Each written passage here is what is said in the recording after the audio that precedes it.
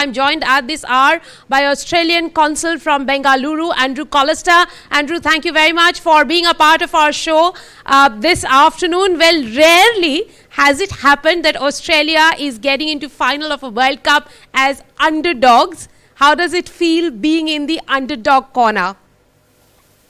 Hi, Rika. Thanks for having me on. It's very relaxing, actually. I think, yes, as you said, Australia always expects, usually when we make a final, but being away, being in India against an extremely good Indian team, the pressure really feels off. And I think most of the people I've been talking to this morning are just excited to see what we can do in front of over 100,000 people.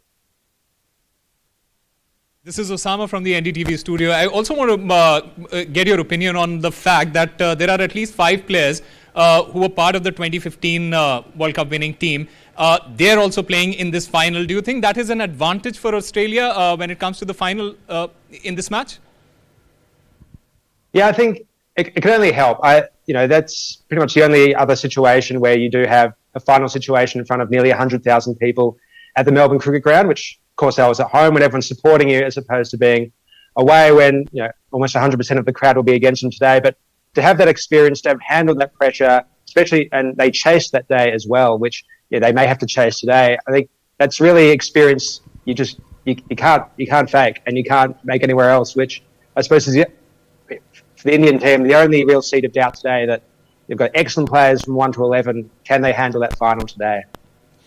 Andrew, we are talking about 100,000 fans at the Narendra Modi Stadium today, but when the Australian team plays in MCG against India, the colour isn't really different, because you have 100,000 blue here, you have 100,000 blue in MCG as well. In that sense, would you say that the Australians will be used to the chance, used to the kind of pressure that they will be facing today? Yeah, it's a tribute to the marvellous Indian Australian community that we have in Australia. They make a great contribution to our national life. I'll also bring Kolkata on Thursday. I was there. That was 65,000 fans, all firmly cheering for South Africa. So that was a very vocal crowd, and they handled it really well. Obviously, the game got pretty tight. It was pretty tense. But handling that semi-final situation, it should hopefully calm some of the nerves that they'll be facing today. Right. But I also want to get your reaction, Andrew, on what Pat Cummins said. He basically said in his press conference that it would be great to shut down the noise of the 100,000 fans present in the stadium. Do you think these are mind games played by the Australian captain, or do you feel he wants to motivate his team because he knows that it is going to be a pressure situation? I say it's probably more of the latter.